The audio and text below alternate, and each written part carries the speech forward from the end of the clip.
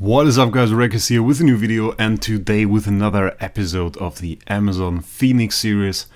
Starting off today, actually forgot to log in yesterday once again.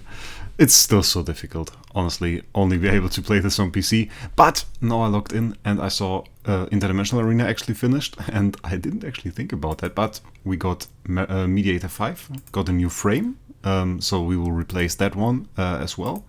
And then we placed place 16 in Star Expedition with our guild, which is actually quite huge, considering, yeah, well, I don't even have the homeowner slots unlocked, and we placed place 16, so that's quite nice. Zero homeowner, place 16 is something new as well. We got the adjustment compensation, which is... Some people ask me about this. Well, maybe we can talk about that for a second. Basically, it says each season of Guild Wars Star Expedition Star Arena now lasts 4 weeks with more rewards available, which takes effect after this update is complete. And I actually like that, to be honest. It has the huge upside that you don't have to adjust your setup that often. So, like, usually it was like a week, and then there was, I think, 2 weeks of downtime, and then there another week and of Star Expedition, and that was quite weird, and you had to reset some heroes to do other stuff, and now you can basically have it set up for like 4 weeks, and it will just be alright, and will cost way less gems to move everything around, so that is actually huge. Will cost way less, so big upgrade on that. Yeah, can't really complain, and 1,000 gems on top of that, so let's collect all of this loot. We can set this frame right now. So Interdimensional Arena Mediator frame is already pretty nice upgrade, I think. 5% HP, and now we get 2% attack as well, so that's great. Looking rather fine. And another thing we have to check out, I didn't reach Overseer or Maverick, but of course we are on the Amazon servers, so I should still be in Battle of the Best. So let's see how Battle of the Best went. I'm here, top 32 competition. And, oh, in 52 minutes, against a level 189 guy. Yeah, let's see. He has single heroes set up. A lot of them, though. Did we even set something up? Aspen is in there. Aspen is... Oh, that's our old defense setup. No! I forgot to set up. That's bad. That's actually so bad. That's so bad. Oh no, I should have logged in yesterday. I could have set it up, because that one is like 332, and that's really not good, because our one is 345. And I think the episode where our Aspen was 332 was actually quite some time ago, and it wasn't V3 back then. I think we didn't have any imprints. Ah, that's bad. That's bad. Yeah, I didn't notice, because I kind of reached the point of Mediator, and you can see I have like 10 points in Mediator, and I couldn't do any fights in here anymore. Because every fight I did, I was basically doomed to lose, because I had to set up 3 teams, and only one of them has any as an E5, so no chance to win. I think we will give our opponent a like, just a little bit of fair play, collect the loot here. And yeah, like, I mean, it's not looking too great. The good part is that you didn't set up his team very well. So like, he has a hero, an E5 hero in every slot, which isn't good. You should set up one very strong team for Interdimensional Arena and not do it like this. You won't win in Battle of the Best if you have the most teams that win. There is like one team that fights, and it will fight teams until it is defeated, like it is in Ace currently, or in, I think it was the old, wasn't it an old Guild Wars? Well, it's in Ace. It's in Ace. It's the case. So if you have like one team, it can actually fight all of those teams, and you will win. Can we maybe see that? No, those guys only had one team. One team? Here.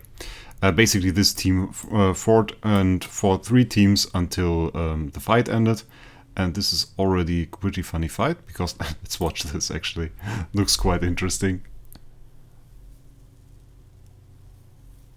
So basically, the other dude had like a V3 Jara and a few Amras, and apparently way more stats than the other guy. At least that's how it looks, because his It's like level 100 heroes seem to have more stats than the enemies, E5 and 340 and whatever heroes. So like, even though those heroes looked pretty weak, they were actually stronger than the enemy, it seems. A pretty interesting fight. And I guess I'm pretty eager to see what's going to happen. I mean, the enemy monster might be a problem, because we are not really that great on monsters, and our monster back then, when we set this defense team, was actually even worse than what we have today. I went for attack mostly, and we will continue to do so, most likely because we're focusing on PvE, and PvE mostly needs attack, and of course in the newer game modes, even a little bit of speed. So that's something. We can run our Idolmaster for a second. Idolmaster perform all. That should be no problem, I think. Usually when it tells you this, it didn't use the access points. Yeah, it didn't. You can get 600 points on top of the free sum, so it will warn you when you might just surpass those 3,600. I think if it gets close to 3,600, it will warn you, but then you can still get 600 points without any harm, so no real problem in that. The next thing we're actually going to have a look at is Gates of Void, Galactic Tree. You see the red dot, and what we did in the last episode was basically we put in an egg, and we put in a Zomber egg, and we're trying to get our first star spawn. So this should be a guaranteed star spawn, if I remember correctly. It's quite some time ago I got it on my main. And we were hoping for either Transcendence, the Whale, or Dark. Dark, because we run Aspen, and we'll likely build a second Aspen, by the way. But let's see what we can get. I mean, either one is okay, but one of those two. And we got the Dark one, which would usually be something that I don't like. We can put in another Zomber instantly. But like, we get 50% bonus stats on our Aspen, so I guess it's alright. I can't upgrade it very far anyway. Just level 2, but it's a little upgrade. And if we collect more Stardust, we will be able to upgrade it further. And actually, if you didn't know, no, that was the wrong button, this one. The Dark Star Spawn actually grants skill damage, which isn't too great. 60% isn't that much, but we play an old hero. Aspen is a pretty old hero, so the multiplier is still quite alright for us, and we can use it. Let's go into Void Arc, which is heavily neglected by me again, mostly because, as I said, it's like the Amazon account. It's a little bit difficult. Can we beat some more of those guys? I mean, this guy looks a little bit strong. What does he have? Oh, no, that doesn't look too great. That might be a bit difficult. And this guy? Same problem. People with a lot of ticks here. Interesting. Interesting. Yeah, we aren't that strong compared to players that are more experienced or played more, for longer. But I think for the time that we played this account, it's still rather alright. Realmsgate, of course, also heavily neglected, as I didn't log in yesterday. It's like you come from work. Oh, that's bad. We shouldn't lose. Losing, it's against Armora. Yeah. Oh, that's not great. Victory. Armora is pretty horrible opponent if you have Aspen as a carry hero. That one we shouldn't lose. We should look at one of those fights. Maybe get this buff first. Backline allies crit damage. And then let's look at a fight and see if I have any wrong setup or something, or what is the reason that we lose here. Doesn't look too bad, to be honest. Yeah, probably just unlucky. Against the Dark team, of course, we should lower our Void Corruption. Isn't too great. But then again, the Armora is really the big problem here. The Armora giving us a healing curse, and then we instantly die. Here it works. And then we have the Shadow team, which can be quite mean as well. The Gusting gets a wrong link, but apparently it didn't, and we did some major damage. Let's watch the puppet fight. Gluttony, that's pretty cool. Let's see how we fare against the Gluttony puppets. Those actually, if I remember correctly, have a ton of life. But of course we are at very low Void Corruption, so shouldn't matter too much. So let's see. One puppet already down. As soon as they hit the health threshold, I think 25% it was, Espen will just kill them. Espen will just absolutely murder them. Yeah, and pretty good damage here as well. And pretty quick fight, honestly, round 10. I will unlock another level of Void Corruption for us, and we will have to see if we actually take that. I will do the rest later. I think that's one step, and it's enough for now. I started upgrading our Celestial Island a bit. Put a little bit of effort in here, but ran out of, how is it called, the Void Stones, the Stone of Void, and had to collect some more, but we are already at level 22 in the Prosperity, so that's quite nice, getting some bonuses here. And then we have this middle lane. I built some design into it. I thought it might look a little bit nice, and I could put in some effort and made it look decent at least. And if we collect some more Stone of Void, we should actually be able to fill a little bit more space up. And you absolutely should do that, because if you check out the building prosperity, I think it was, decorative buildings, you can actually get some prosperity for building decorative buildings as well. So if you don't have any decorative buildings, definitely go ahead and do so. Just placing the skin galleries and mines is actually not enough. Beyond that, I'm still upgrading our normal mines a little bit, and especially the magic dust and everything mine, and I definitely should use some of those Stones of Void. I got a lot of Stones of Void. Our thing ended. Oh, can we get... Does that make sense? Because I want to start to build the Aspen. But I think it makes sense to go for Dark Puppets. You have unused tech points. Would you like to go? Yeah, we definitely want. Oh, we have the max level on the engine already. What's that? It's durability. My god. What a difficult word. PvP buffs don't matter. We just pay up with gems. Extra bonus don't matter. We will go for durability.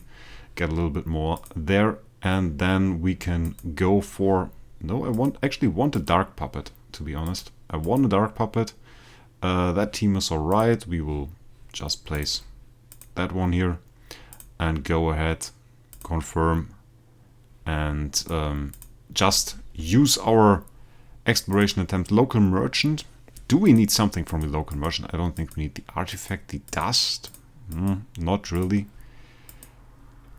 I mean, like, most of it is quite alright. We can take some coins. I'm mainly focusing on making our usual progress, and the other thing I'm mainly focusing on is I kind of want another awakening event. You know, like the awakening event that gave us the A- Aspen. It would be cool to get another one of those, and of course this time I will go for S tier. No questions asked. Like, Soul is on the server as well. Shout out to Soul, my man. He's on the server as well. I imagine he will grab the double S, the SS, but we will be fine with taking S tier, or maybe snipe the SS in the last second from him. Something like that, along the lines. We will see. Should be cool anyway. But there is no news on that. There is no news on that if we ever going to see an event like this again, and I would imagine if they do that event, there will be a bigger amount of time between those. I would not imagine if this is a repeating event that we see it more than twice a year. Even though I'm pretty sure that event brought the Age a fair amount of money. Or a pretty unfair amount of money. A lot of money, to be honest. And that they will likely go ahead and do that again and go for another awakening event. One of those huge awakening events again. I would also expect Amazon people to kind of be a little bit more prepared this time and go for the big summons, which will kind of make it more difficult for us to actually get any decent progress. Here, by the way, we are going for the toolboxes. Toolboxes is something that we need, mainly because we got the CI from a lot of different sources that don't grant us toolboxes, so we kind of have to compensate a little bit for that. Of course, daily challenges here, by the way, you should do those. 12,000 CI, 12,000 CI a day. So if you just calculate it with 30 days a month, that's pretty easy, 360,000 CI. So not bad, and not bad at all. Can definitely take that. And with that, we have already completed all the challenges. That's quite cool. Let's take a look at the guild. Maybe something cool that we can do in here. And yeah, another problem, I have to say, we are now guild level 26, still working towards 30. Still so hard to get players that play a long time on the Amazon servers. And I mainly think it's because of the... the boss pretty low. I think Lacha already cleared another boss. I have to check that out. Man actually does a lot of damage. So do I. So do I. Did he clear another boss? They're faster now. I attacked here. That was the other one. And they're attacked. Okay, they didn't clear a boss. But as you can see, man did a lot of damage. Influx as well. Pretty solid damage to 3 people here. Very great. Now we are on that one. And of course, I won't attack. Again, as otherwise those... guildmates won't get any score. I just notice how horrible that Cthulhu looks. Did you notice that? It's like Summer took a picture editing tool and tried to cut that out and put it in here. I know that because I have to do those PNG files for my thumbnails. Do you see that? This dark line? That's so bad! Who did that? Somebody should definitely fix that. Is that like the same on the real Cthulhu, on the Cthulhu or on the hero card? Because it's here as well. Look how bad that looks. I wouldn't be surprised if we compared them those side by side. If we noticed that there are really some things missing as well. So let's check out not Cthulhu, Karim. It looks horrible. I don't think this is intentional. I don't really think this is intentional. I never noticed that. Do you guys think that it's intentional? Write that in the comments. Because usually those heroes have this dark outline. I think all heroes have that, right? Oh, that was a bad example. She has a lot of animations. Yeah, she has this slight black outline. So, no, he's black. That's pretty difficult to see. But he has it as well. Like here, you can see it. Slight black outline. And here on Karim, it's just missing here. Because they cut him out badly. That's so bad. That's just so bad. Somebody should definitely do something about that. Yeah. I think we did our dailies, we did our stuff. One look in the auction house can't hurt. Sometimes pretty funny. A lot of items on display. I mean, those are all the items for bidding. Pretty decent Freya here. Is there something good? Oh, somebody summoned the Dark Arthur with skill damage on old hero. Actually pretty good. And actually a very good Jara. That's kind of rare. Very good Jara with B plus attack, B plus HP. Oh, pretty nice. And still actually the 4050 Starry Gem SFX, actually one of the most expensive hero ever sold. And actually pretty close, the Jara in the auction was actually pretty close to that. This one is of course better because of the B plus speed. Kind of interesting. Kind of interesting, I have to say. I think we will check out the result of that fight in the next one. We're definitely set up for failure, to be honest. Because my setup is just pretty bad. I think we might have even had a chance if my setup wasn't that horrible. Who else is in that group, by the way? I mean, like, we stand no chance at winning with like just 1e5. Terror boss. Is there something we know from the Discord? MKX Jump. That's probably not the real one, right? I don't think he's playing on Amazon. There is me. I wanted to say, oh look, that's Wraec. Yeah, obviously, mate. Great idea. Asterix. It's kind of cool how many people have those top 4 frames. Still insane to me. Then we have this guy already won. Oh yeah. If nothing murdered us, then this guy would have. Oh, and this guy has the old Guild War frame. Braden. That's insane. Because that's actually a frame I don't have. Not even on my main, right? That's the old Guild War winner frame. And I never got that. Which is quite sad, actually, because I would love to have it. But, like, I mean, it's alright. It's alright, we can live with it. Beyond that, I was asked why I keep so many boxes, and that I should upgrade skins. Like, I have 3 skin boxes. It's not that much. Oh, nobody saw those. Nobody saw those. Yeah, it's okay. I will summon them. I will summon them. Let's go ahead and do that. 25 skins. Those are a few skins. I know we don't want to close blue stacks. Nearly closed blue stacks. So let's summon some skins. Oh! Actually got the new Vesa skin. Ferrican Vesa, that is. That's quite cool. Actually not the best stats for Vesa, but like, it's pretty cool skin. Let's watch the animation with like the, I think it's a deer. The magic. Little water cup. Like all those void symbols in the animation. Summoning a rope. Yeah, I like it. I like it. It's pretty cool skin. So let's see what we can get as next one. Jesus up there, so can't go wrong. Mim skin. Oh god. HP attack damage reduction is actually quite nice stats, but like Mim is... no. Pretty mean opponents. Oh, which skin is that even? I have no idea, but we got it 6 times. So let's see what we can get. And it's... I don't want to say it. Every time I say the name of this hero, it just sucks. Sword of Storm skin. Sword of Storm skin. Damage, block, holy damage. Fits for a rework. Quite nice for a rework, the skin. And next one. Oh, what was he called? Armor. Yeah, nothing special. Nothing too special. Next one. And it's Queen. Actually a Queen skin for the normal Queen. HP attack crit. Will actually be interesting. I think she gets imprints quite soon. So that should be quite good. Will be pretty interesting to see her as a tenant. Would have definitely helped my SL30 clear.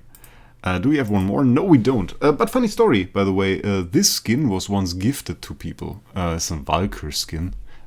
Which, by the way, also gets imprints and will be pretty good tenant. She has some weird skins. I don't know if you know this, but she has some pretty weird skins.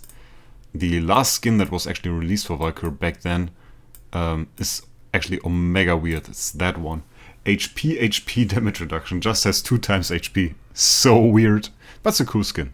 Definitely. Definitely a cool skin. And it's one of the heroes that has like the most skins, like 3 legendary already. HP damage reduction block. And then the HP crit one. That one is actually horrible. Those 2 are quite fine.